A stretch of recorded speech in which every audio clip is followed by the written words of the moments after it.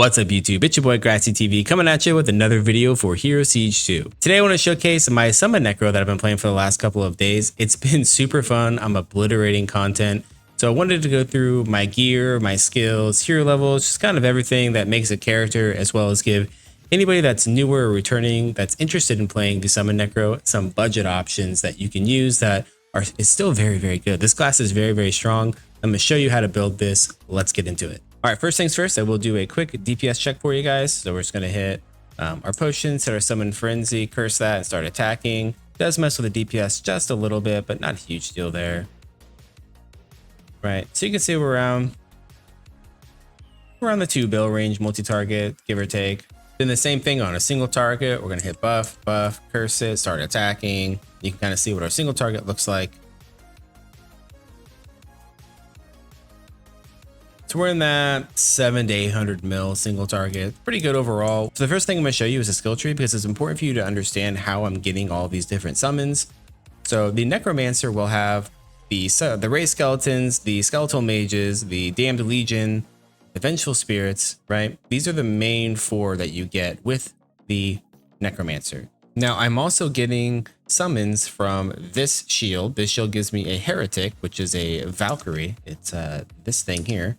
Right, I get some of these, as well as I have the Abomination set on, which is giving me +1 to Abomination, which is the Abomination monsters that you've seen from the chest. So that's how I'm getting these 2 additional summons. So we took the Summon Mastery as our specialization. This gives us a ton of summon damage to all of our boys, as well as they get a ton of life. They're very tanky. I never have summons die in any content, any Uber boss, anywhere. They have a ton of life.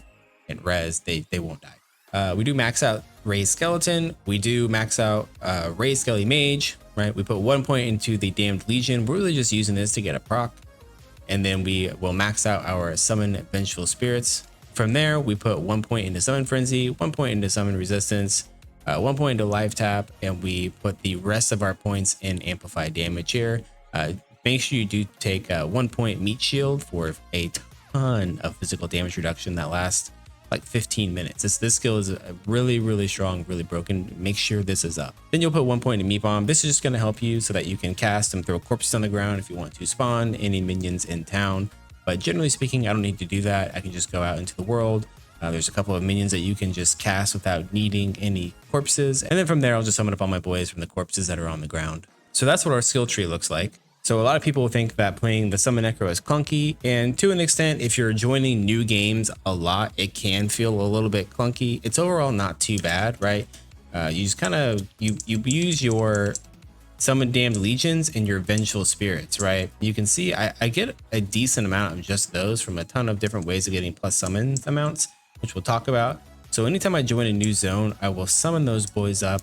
I'm going to use them to kill some corpses, right? And then I can just hold to get all of my summon skellies up, right, on a pack, and then I'll kill 1 more pack, and I'll use that pack to get up all of my skeletal mages, right? So I have all those up.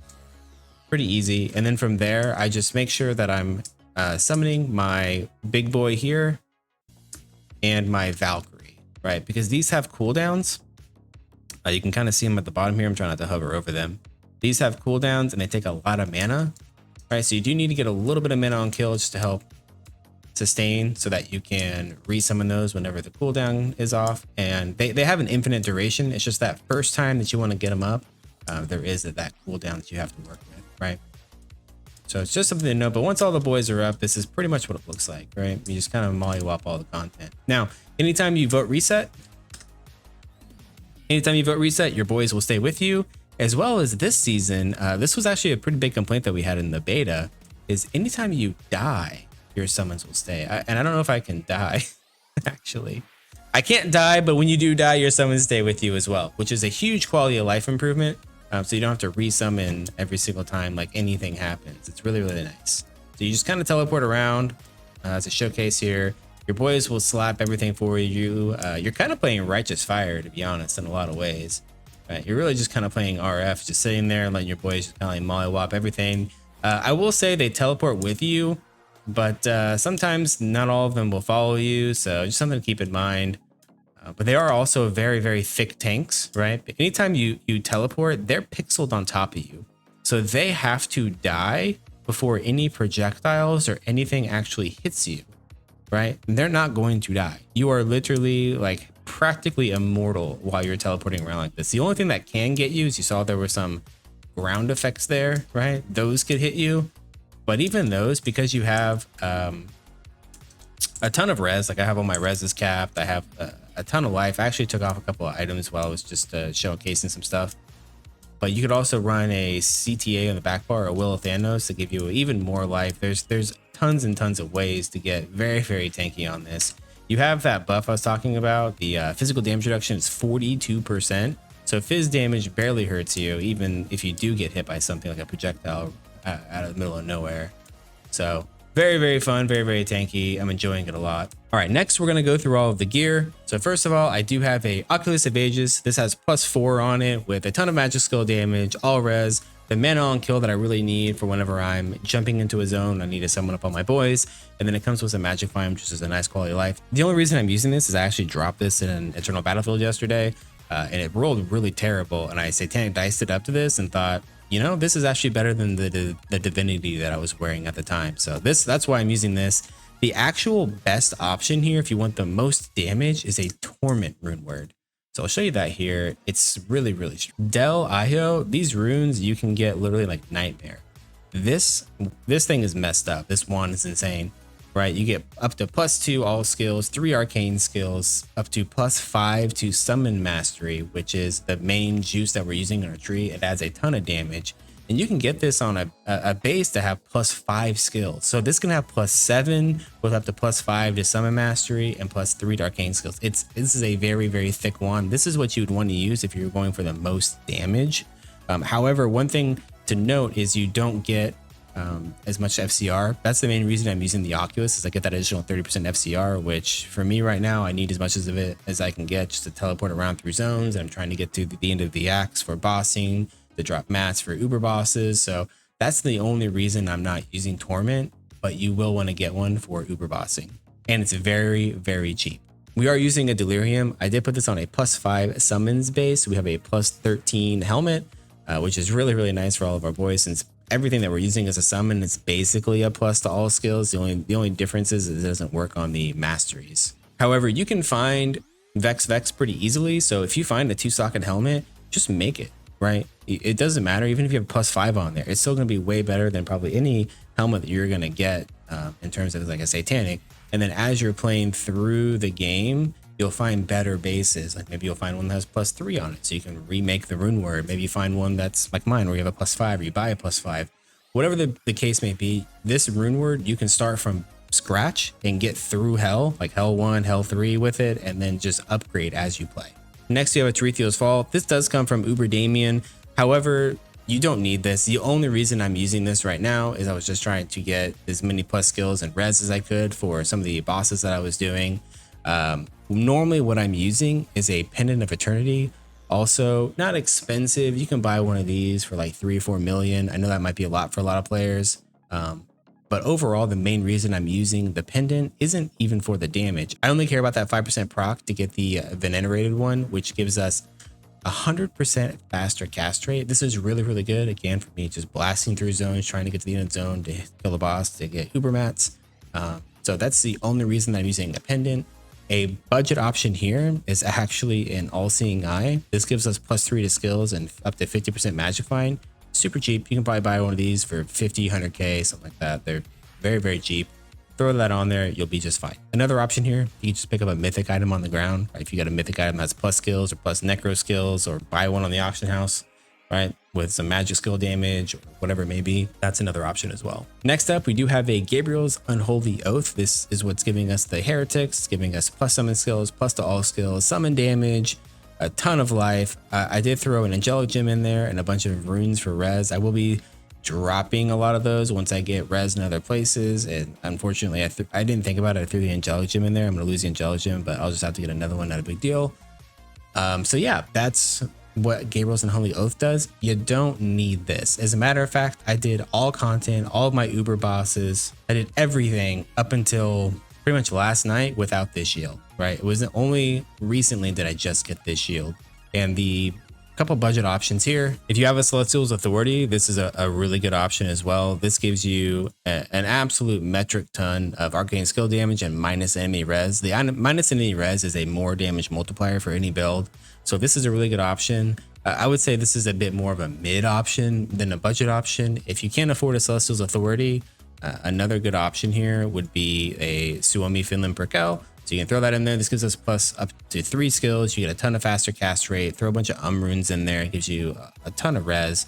This is a really good option as well. And these are super cheap. A plus 3 is like 400 or 500k, something like that.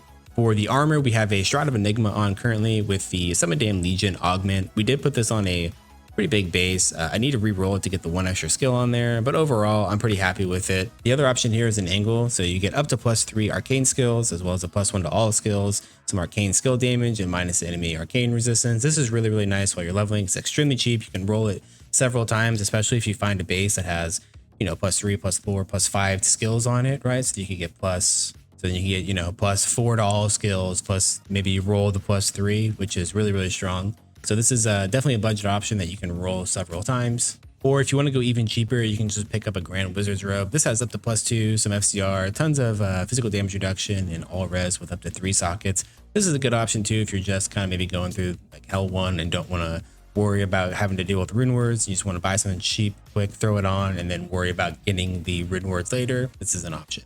For gloves, we do have Necro collar grips. These rolled pretty well. I bought these for I think 8.6 million at the time. They might be a little bit more, a little bit less now. I'm not really sure. There's a couple of budget options here. One of them is Conjurer Mitts. They roll up to plus 2. They give some magic find, life, mana. You can buy these for probably 10k, right? They're very cheap. The next option will be Wisdom Poles. These give up to plus 2 as well as you get faster cast rate instead of the magic find. So that's kind of up to you which direction you would like to go. I would probably prefer running these just because it helps you get your boys up faster, as well as if you do have an Enigma or just another source of teleport, you can teleport around faster, which is really nice. For rings, we do have 2 Arcanist rings. These will drop from Anubis in Hell 5 only, right? It is a 1% chance to drop this item. It is worth farming for. Budget options here, you could just pick up a mythic. There are mythic rings that will roll with up to plus 3 or more skills on them. That's crazy. And you can get them with like faster cast rate. Maybe they have arcane skill damage on them. Maybe they have life. If you're low on resistance, Satanic Eyes are probably super cheap right now. You can buy one with up to 30% all rest. Slap one of those on there with maybe 1 Arcanist, or slap 2 of them on if you have to. There's also the Ring of Tallest. If you want something super cheap as soon as you get to Act 1 in Hell, you could throw this on. They're probably 10k for one of these. It gives you at least a skill. If you have teleport, but you don't have really good rings yet, so say you have your Enigma and you just want to get to Anubis faster, you could throw in 2 Iron Rings of Prometheus. These give you up to 30% faster cast rate. They do give you some magic find, so while you're going there, your boys are killing everything. You're getting a little bit extra magic find while that's happening. Very strong rings as well. The best in slot ring for this build is actually Saint Aaron still. I know that it has 2 less skills for each one of them, but it has magic skill damage, which is a different multiplier than arcane skill damage, right? Arcane skill damage comes before magic skill damage in the actual damage calculation. So you could think of magic skill damage as like extra damage. The other reason that the plus 3 is better than the plus 5 is the plus 5 is actually 2 arcane skills, right? So the plus 3 is going to give us more of our synergies, as to where the arcane skills one may not. And then of course the magic skill damage is a more damage multiplier. It's a more arcane skill damage multiplier, if that makes sense.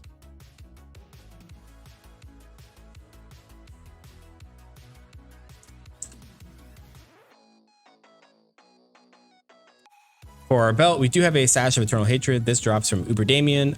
I rolled a really crappy one here, and I used the Satanic Dice and happened to get XP gain and minus enemy arcane resistance, so I'm using it. Why wouldn't I? Now, there is a couple of other options here. I know technically you have Meat Shield already, but Rugal Sash will make sure that for whatever reason, you like always have it, right? You always will have your Meat Shield. It does give you additional physical damage reduction up to 15%. It gives you 30% all resistance, so this can help you with your resistance. It does have up to minus 18% to arcane resistance, right? To enemy arcane resistance, which is really nice if you're trying to hit that 100%. as well as 20 to all attributes. Not a super budget option. It's kind of more of a mid option. If you're looking for a budget, Lich's Sash gives you +1 skills, gives you some arcane skill damage, gives you some arcane resistance. These are probably 10k. You could also go with a Viper Magi belt. This will be an option if you want the FCR. You also get all resistance on these. If you want to go more of a PDR route, you can go Commander Sash. These have a +1 on them as well, with up to 10% physical damage reduction and 20% all resistance and some mana on kill. If you want the most amount of skills, Knight's Girdle is going to be another super cheap option. It gives you +2 skills, a little bit of PDR. Another good option is the Sash of the Magi. Again, FCR. This gives you magic skill damage, which is a more damage multiplier. And the mana pool, or if you're having issues with any mana, this can give you some regen on your mana. Next, we have Ninja Tabbies. I did have a +4 base with it did roll +3. So we have +7 to our summon skills. This comes with magic skill damage, some PDR, some MDR. This gives us CBF, so we can't be frozen. And we can also, I don't jump a lot, but we can double jump. Before those, you can use Ghost. This rune word is super cheap. You can put this in a summons base, right? Just to get the +2 to skills, some MDR, some PDR. Before you have teleport, this will give you phasing. This allows you to walk through enemies, which is really strong. Probably the better boots than Ninja Tabbies is Ether Walks. However, these roll with a random skill on it, so you'd have to get the random skill roll. They have up to 30% magic skill damage, which is huge. And then of course the minus any res. This is definitely better, but much harder to get and more expensive. So that's something I will be upgrading to at some point, not there yet. Before I go through my charms, if you're just starting in Hell 1, the main things that you care about getting are things like resistances, enhanced defense, getting as much life as you can get, life on kill, mana on kill, magic skill damage, FCR, all those things you can get just on mythic charms, and really trying to stack all that stuff in there is going to be way more beneficial than you going through and trying to nickel and dime to get these really expensive charms that aren't going to do nearly as much as all of the mythics will, if that makes sense, right? So if I go and I spend all my money on one charm, but then everything else is crap, it's not going to work. But just to show you, we do have a Torch of Shadows. I farmed this one myself. I'm kind of just farming Reapers on my own, so I haven't felt the need to go give myself an additional skill, but at some point we will want to get one that's +3. We do have a Moon Shard. This is a max rolled one, so it's giving us up to, we're at 98% ignore arcane resistance. So at some point, I'm hoping that I can drop this with maybe a Chaos Gemstone and a Dawnbringer, and there I have some options here, but for now we do have to still use this. We do have a Fulgurite. They rolled kind of shit. We are using the Abomination set, right? So there's one piece here. This gives our summons attack speed and movement speed, as well as it gives them resistances. They take 10% reduced damage, and then the last piece of the puzzle, they do get 7% increased life, up to +3 skills, and you get a better one of these, and then they get a ton of additional stuff with, like, I get cooldown recovery speed. They take even less damage and they do even more damage. So the Abomination set's really good. I am using a loaded dice with a +2 on it. The Salmon 2 minutes is doing nothing. I did mess around with some tech on a loaded dice using Randy the Rancid Rat, right? This allows you to poison enemies, and then stacking sources of extra damage to poison enemies does affect your minions. So you can have fun with that if you would like to. I'm still going to play around with it. The thing is I would have to change a lot in the build, and I wanted to get a baseline together first before I kind of mess with wonky ways of building it. But if you happen to find a loaded dice that has Randy on it, then you might as well keep it. Next, I did just buy my pumpkin this morning. Obviously I could get one more skill here, but there's not currently one on the market, and right now I just wanted to get one. I'll upgrade it later. We do have a Tablet of the Awakening. We put all elemental gems in this, and then all of our charms are, we have magic skill damage here. We have faster cast rate, faster cast rate, mana on kill, just to get around, move around, sustain a little bit better. There's the Chaos Gemstone that I need to get. And then I'm not really sure what else I'm going to put in these slots. I could get a +5 Necromancer Grand Charm. That could be an option. And lastly, for our relics, we do have Lost Wand, the Holy Bible, Triforce, and Magic Mushroom. They're almost all done being upgraded. I just need probably one more relic hour and I'll get those upgraded. Super important for this build is actually your mercenary, right? On your mercenary, you can make a Valkyrie and a bow. This gives fanaticism, right? Fanaticism is insane. I actually need to re-roll this to try to get a higher roll, but fanaticism gives 135% attack speed. And this works for your minions. It makes your minions, that's what's making them look like they're on drugs, right?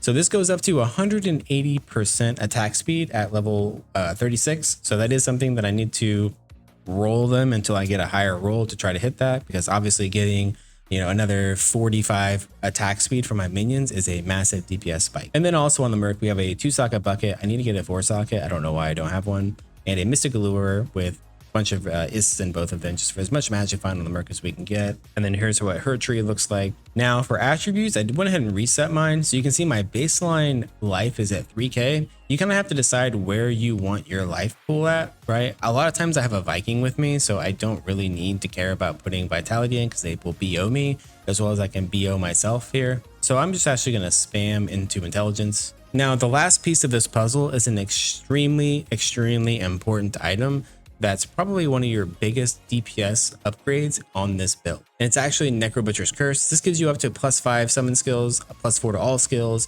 raise skeleton, raise skelly mage, and the +10 to summon mastery, as well as you get 2 summon amount, the attack speed, the summon damage, and summon life. This is a very strong item. The reason for it is we can put this on our back bar and use it to get the 2 summon limit. So I can now cast 2 additional of my abominations, my skeletons, my mages, my vengeful spirits, and my legion dams. I cannot get the +2 summons of the Valkyrie, right? Those are on the front bar, and I can't wear this and a shield at the same time. But every other minion, I get 2 additional per summon. So we wear this on our back bar while we're playing. We go out, we get our blurries up, and then once everybody is up, we will weapon swap back. They don't get despawned whenever we spawn back, right? And they get snapshotted, so we use our front bar to obviously continue buffing with our Valkyries, right? So if you're looking for a DPS increase early, this is going to be the absolute best option. Put this on your back bar. It makes a massive difference to your DPS. Here's what my hero tree looks like currently. I took charm slot. We are using Mystic Insight to give all of our minions crit. We are using Spell Slinger at the moment just for the faster cast rate. I don't have the minion damage one in yet. The minion one will give you attack speed every time you cast a minion skill. So definitely use that over the Spell Slinger. The only reason that I'm using the Spell Slinger is, again, it gives me that faster cast rate, which I care about for getting through the zones faster. We did take the +2 skills up here. We did take the experience gain. I'm working towards maybe getting the magic find for now. And then after that, I know we'll work my way over to this heroic node so that we can get the minion mastery back on and then start popping in all of our points just in these areas here to beef up the actual glyphs that we do have. I do need to get a better Mystic Insight. Mine's crappy quality. It's only 70%. So I am working on that. And then last but not least, we do have our pots here. As you can see, I have a ghostly potion. We have a gold inlaid, a empty bottle of vodka, and an elixir of death. You could swap these in and out. Maybe you want to get an XP potion, right? You could swap the gold inlaid for an XP potion. Maybe you want some more faster cast rate. You could drop, you know, the ghostly for a wizard's potion that would give you more faster cast rate. These are just currently what I'm using. And that's going to wrap up this video. If you enjoy Hero Siege 2 content, be sure to hit the subscribe button so you can keep up to date with all of my future videos. And if you found this video helpful, don't forget to leave it a thumbs up to let me know. I really appreciate it. Thank you for watching, and I will see you in the next video.